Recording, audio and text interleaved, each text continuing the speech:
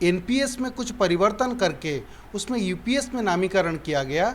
Just NPS और UPS में देखने जाए तो ये दोनों जुड़वा भाई जैसे हैं, और ये यूपीएस और एनपीएस के विरोध में कल हमने 1 दिवसीय का डिमांड डे रखेंगे। जो एमपी एमएलए बनते हैं वो पुरानी पेंशन का लाभ ले रहे हैं, लेकिन जब कर्मचारी अपना जिंदगी का 25 साल 30 साल कुर्बानी देता है और उसको जब बुढ़ापे की सुरक्षा का जरूरत होता है, उनके लिए पेंशन नहीं होता है। No UPS, no NPS, we want OPS. जो पुरानी पेंशन का प्रावधान है वो हमें दीजिए। वो तो मन की बात करते हैं, लेकिन दूसरे मन की बात तो सुनते नहीं है, तो हम तो हमारा मन की बात तो सुनाएंगे ना। आपके बेसिक का जो 10% कट रहा है, आज उसकी एक आप एसआईपी चालू करें 25 साल के लिए, और आप उसकी वैल्यू चेक करें। ये काफ़ी बड़ी वैल्यू होती है, कम पैसा नहीं है।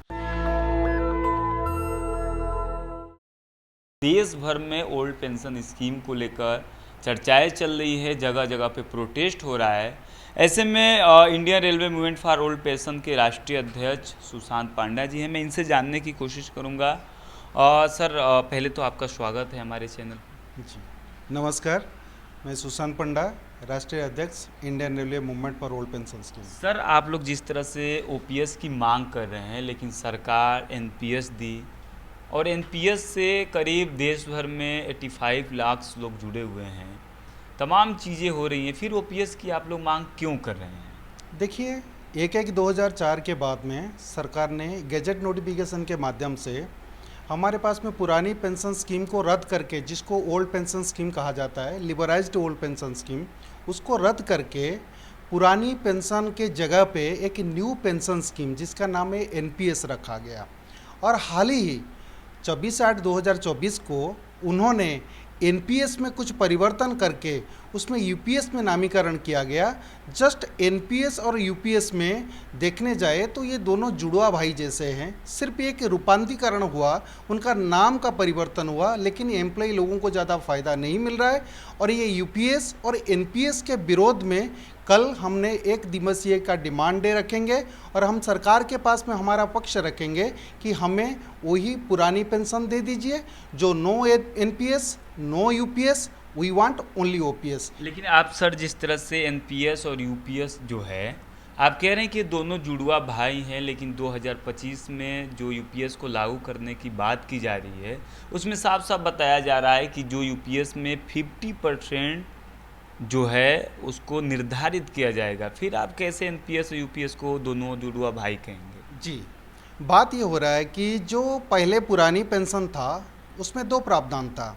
एक था ओल्ड एज सिक्योरिटी था, उसमें क्या होता था, लास्ट बेसिक पे का 50% आपको पेंशन दिया जाता था, जो कि हमें ओल्ड एज में ज़रूरत है।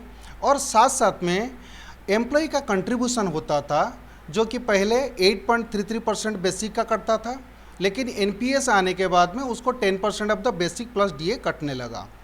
बात ये यहाँ पे हो रही है, उन्होंने 50% ऑफ द लास्ट बेसिक पे का हमें पेंशन दे रहे हैं, लेकिन हमारा कंट्रीब्यूशन के बारे में सरकार वहाँ पे साइलेंट रह रहे हैं। और सरकार बोल रहे हैं कि आपका कर्पस को, मतलब आपका कंट्रीब्यूशन, आपका अंशदान को सरकार के पास में लगभग जमा रहेगी, और उसके बदले में आपको पुरानी पेंशन का लाभ दिया जाएगा। तो इसी बातों पे हमारा नाराज़गी है। तो हमारा जो कंट्रीब्यूशन, कोई 20 साल 25 साल नौकरी करता है, उनके पास एक ह्यूज अमाउंट का अंशदान होता है, उस अंशदान का मैक्सिमम 90% तक सरकार के पास में रहेगा। यही हमारा विरोध का बात है। और दूसरे बात, यूपीएस में उन्होंने ये रखा गया है कि आप जो 25 साल जिसका सर्विस हो जाएगा वो यूपीएस में बेनिफिट पाएंगे, लेकिन ये बात तो गलत है, क्योंकि हमारा जो रेलवे है 10 साल का 10 इयर्स क्वालिफाइंग सर्विस के बाद में वो पेंशन के लिए एलिजिबल होता है। हम सरकार के पास मांग रखेंगे कि आप हमें 10% 10 इयर्स का क्वालिफाइंग सर्विस के बाद हमें पेंशन दे दीजिए। और एक दूसरी बात है, यूपीएस में बहुत बड़ी प्रॉब्लम ये आया बीआरएस को लेके। उन्होंने बोले कि बीआरएस 25 साल के बाद होगा, और 25 साल क्वालिफाइंग की सर्विस के बाद आप बीआरएस ले सकते हो, लेकिन आपका पेंशन तब से लागू नहीं होगा।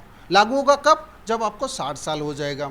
मान लीजिए कोई आदमी, कोई एम्प्लॉय 52 साल में बीआरएस दिया, तो 52 साल से लेकर 60 साल तक, 8 साल तक को इसका इंतज़ार करना पड़ेगा पेंशन के लिए। तो 8 साल तक वो क्या करेगा, कैसे जिएगा? तो इसके लिए हमारा सरकार से हमारा पक्ष है, हमारा डिमांड है, जैसे ही बिहार ऐसे होगा तुरंत प्रभाव से हमें पेंशन का लाभ दिया जाए और हमारा कंट्रीब्यूशन को, हमारा अंशदान को जीपीएफ का प्रावधान देके हमें उसको स्वतंत्रता करे। यही दो डिमांड है। अगर पेंशन की बात की जाती है तो देश में तमाम इस तरह की हैं। वृद्धा पेंशन मिलता है, आजकल एक नया स्कीम है, कोई एक दिन के लिए भी एमपी एमएलए बनेगा तो उसके लिए पेंशन निर्धारित किया जाएगा।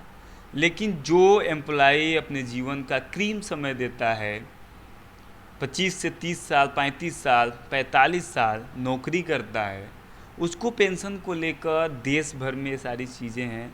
लेकिन आप जो एमपी एमएलए का जो पेंशन का जो प्रावधान किया गया उसको आप कैसे देखते हैं? ये तो बहुत विडम्बना है, हमारे देश का ही विडम्बना है। जो मठाधीश है, जो नेतृत्व ले रहे हैं, जो नेता है, जो एमपी एमएलए बनते हैं, वो पुरानी पेंशन का लाभ ले रहे हैं। लेकिन जब कर्मचारी अपना ज़िंदगी का 25 साल 30 साल कुर्बानी देता है और उसको जब बुढ़ापे की सुरक्षा का ज़रूरत होता है, उनके लिए पेंशन नहीं होता है।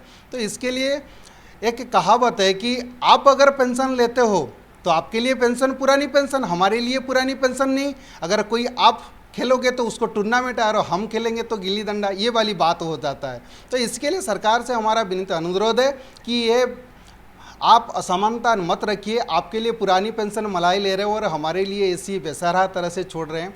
तो हमसे सरकार बनती है, हमसे ही सरकार बनती है, by the people for the people of the people. अगर पीपुल का लाभ नहीं होगा, पेंशन नहीं मिलेगा, तो फिर सरकार किस बात की? आप कहना चाहते थे एक स्लोगन से कि हम गरीब हैं तो दलित और आप गरीब हैं तो सुदामा। जी, यही वाली बात है। यही वाली बात जी, तो हम तो चाहते हैं कि सरकार के पास में आप जो पेंशन ले रहे हो वही पेंशन का प्रावधान हमें कराए।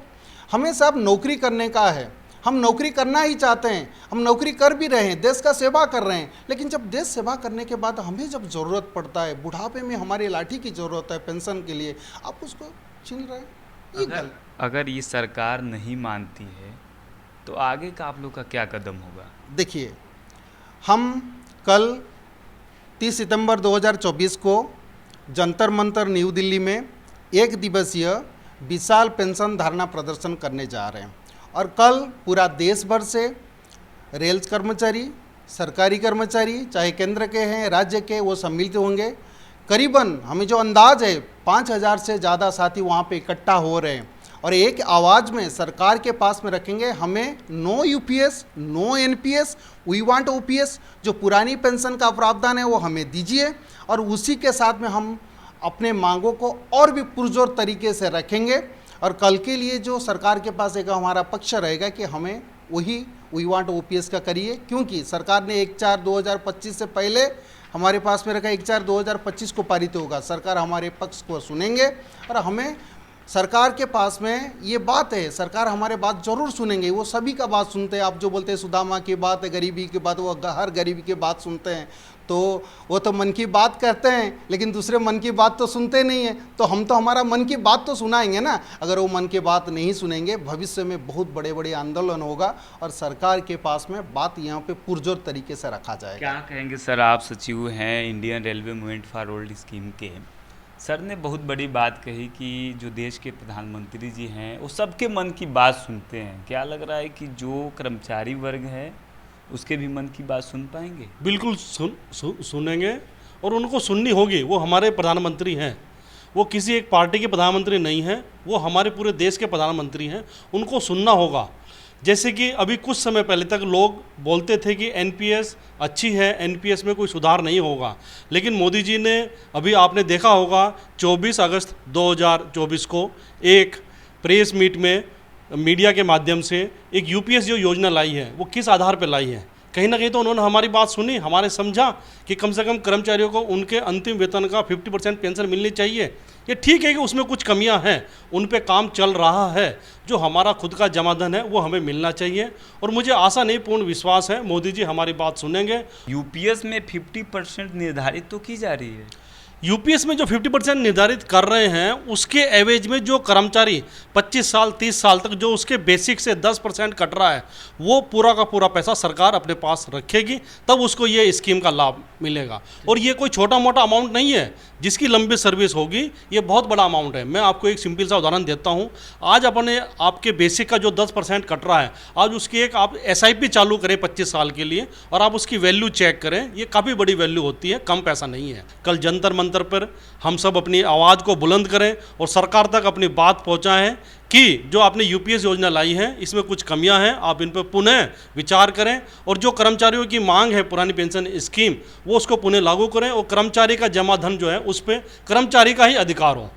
नेशनल दस्तक की आपसे गुजारिश है कि अगर इसको बचाना चाहते हैं तो नेशनल दस्तक को सब्सक्राइब करने के लिए रेड कलर के सब्सक्राइब बटन को दबाएं, फिर बेल आइकन की घंटी दबाएं। नेशनल दस्तक को बचाने के लिए बहुत ज़रूरी है कि हर खबर को शेयर करें, लाइक करें, कमेंट जरूर करें।